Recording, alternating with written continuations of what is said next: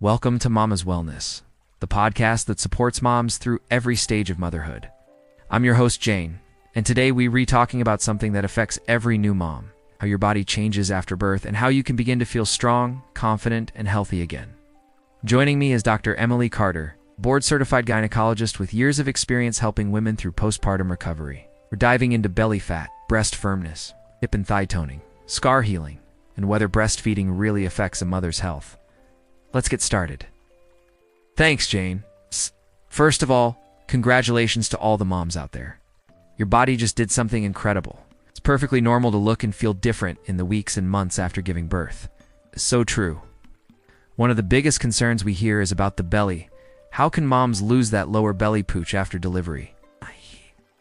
That mommy belly is usually a combination of stretched muscles, loose skin, and retained fat. Your uterus takes several weeks to shrink back to its normal size, and your core muscles need time to heal. Start with light walking and gentle stretching. Once you're cleared by your doctor, usually around 6 weeks postpartum, you can add more movement. Focus on core exercises like pelvic tilts, bridges, and deep belly breathing to re-engage the abdominal muscles. Gradually add in low-impact cardio like brisk walks or swimming, and over time you'll see progress. Also, nutrition matters. Focus on balanced meals, lean proteins, whole grains, veggies, and healthy fats. Skip crash diets. Small, consistent changes work better long-term. That's doable. Now, what about breasts? Many women say they feel saggy or less firm after pregnancy. It's very common. During pregnancy, your breasts enlarge and the skin stretches. After delivery, especially once milk production adjusts, breasts can lose volume and appear less firm. This is a natural process. The good news? You can build muscle under the breast with exercises like push-ups, chest presses, and chest flies. These strengthen the pectoral muscles, giving your breasts a natural lift. Also, wearing a supportive bra, especially during exercise, makes a big difference. And gentle breast massage with moisturizing oils can help stimulate circulation and keep skin supple. How about legs and hips? Moms feel like their lower body changed shape after birth. That's true. Hormones and weight gain can shift how your body stores fat, especially around the thighs and hips. But with consistent exercise, you can tone and reshape those areas. Try squats, lunges, and glute bridges to target your hips, glutes, and thighs. Side leg raises and inner thigh squeezes can help too. Walking uphill, biking, or stair climbing are great for toning your lower body. It's all about consistency.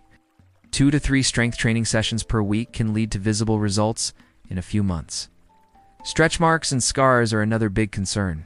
What's the best way to treat them? Stretch marks are small tears in the skin's deeper layers caused by rapid stretching. Over time, they fade from red or purple to light silver or white. Moisturizing helps with elasticity. Products containing hyaluronic acid or peptides can support skin repair. For deeper scars or pigmentation, treatments like silicone gels or microneedling may help. Be patient, these changes took time to develop and need time to heal. Sunscreen is important too. It prevents scars and marks from getting darker or more noticeable. Many women also mention changes in their facial skin scars. Spots, pigmentation, what can they do? Hormones can cause acne and dark patches on the face, often called melasma. These usually fade on their own in the months after birth. A good skincare routine, gentle cleanser, moisturizer, and daily SPF is key. Once you're done breastfeeding, you can explore products with ingredients like retinol or vitamin C to even out skin tone. For scars, treatments like chemical peels or laser therapy can be effective, but always consult a dermatologist first.